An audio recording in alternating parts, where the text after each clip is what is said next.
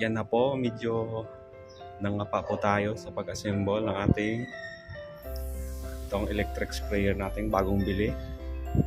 Kaya binasa po natin mabuti yung kanyang user's manual para maintindihan natin yung kanyang mga accessories.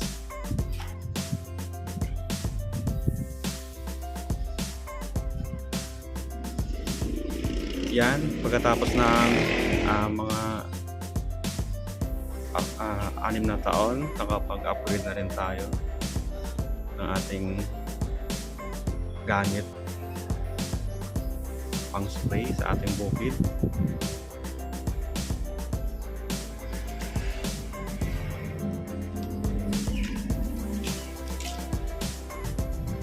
Yan, kikita po ninyo yung mga paa natin.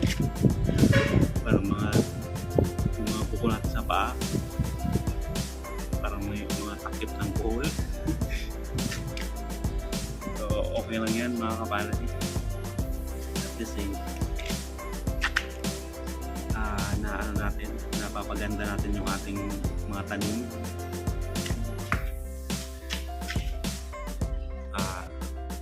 Ano natin pala ito? Testing natin, lagyan natin ng tubig.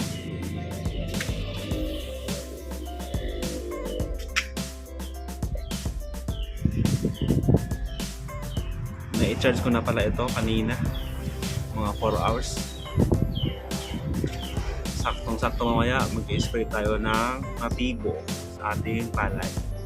Kasi nasa 10% nalabas na yung uhay ng ating palay. Kaya timing na mag-apply tayo ng Nativo fungicide.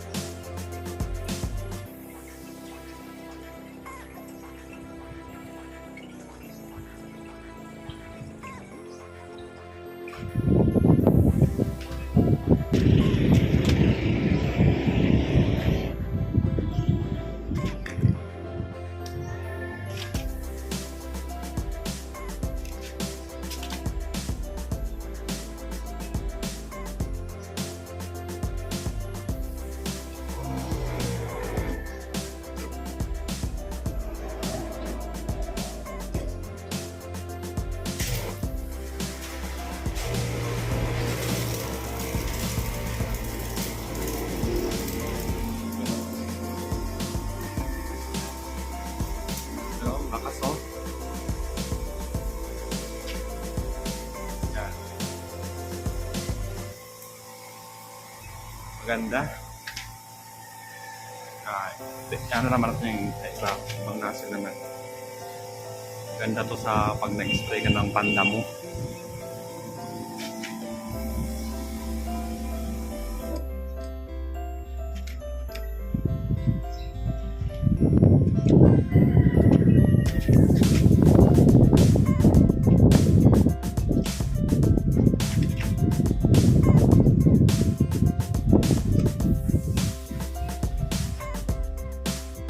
Pwede pa na siyang i-adjust pag gusto mong mahabain o iksian lang.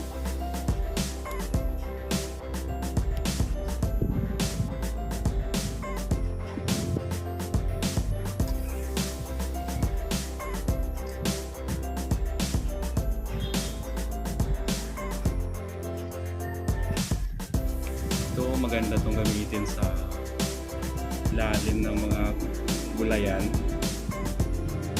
Sample yung mga talungan kasi may para siyang cover na pag nag-spray ka ng panda mo hindi siya tatamaan yung mga sa taas na ata yung mga dahon na sa ibaba.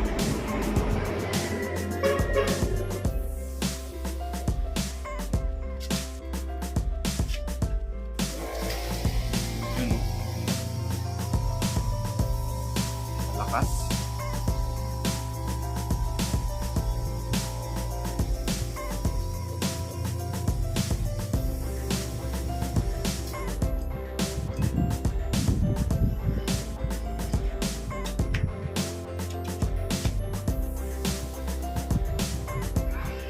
Maganda itong Black Label Terminator kasi marami siyang accessories at ibang nozzle.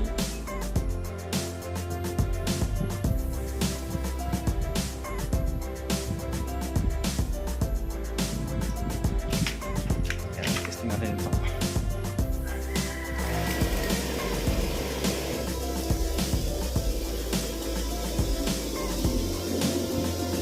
Bakal talaga siya.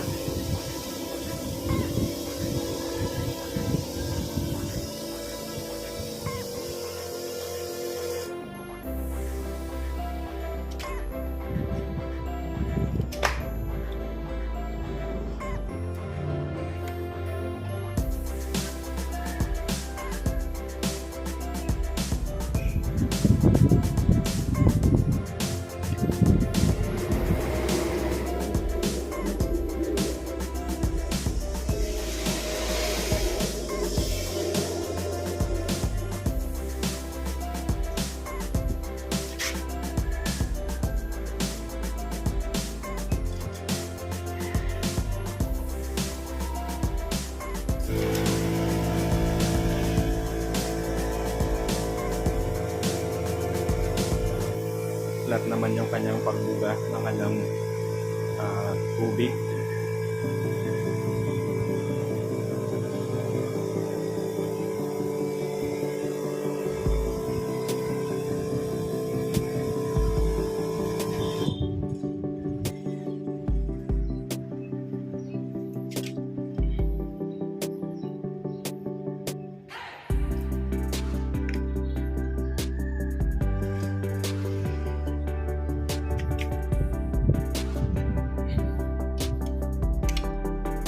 Ito yung pinakamahaba.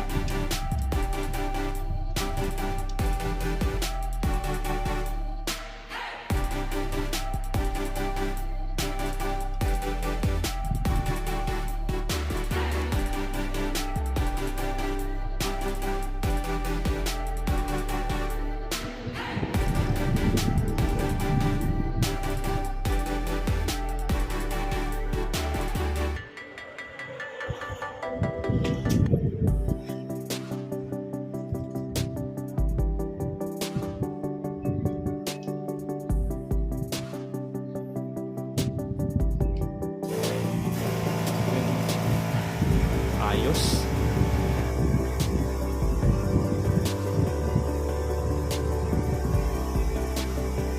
Ayos, gumagana lahat.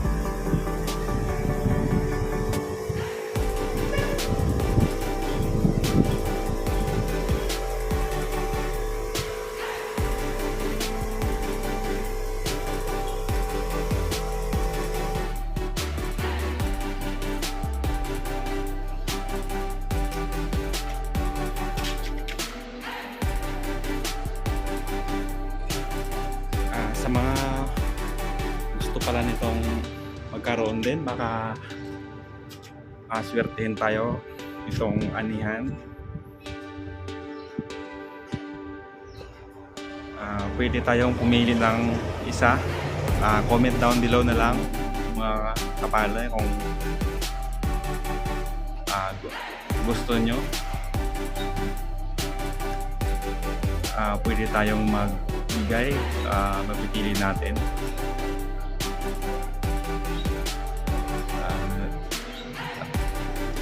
At ano natin, pag bigay natin yung link ng pinagbilan natin, tapos tayo yung magbabayad. Yung mga lang mga kapala, yung mga matagal na nagtitiis sa paggamit ng yung manual na sprayer, kasi aramdam ko din yon, yung hirap pag yung ganun pa rin yung ginagamit.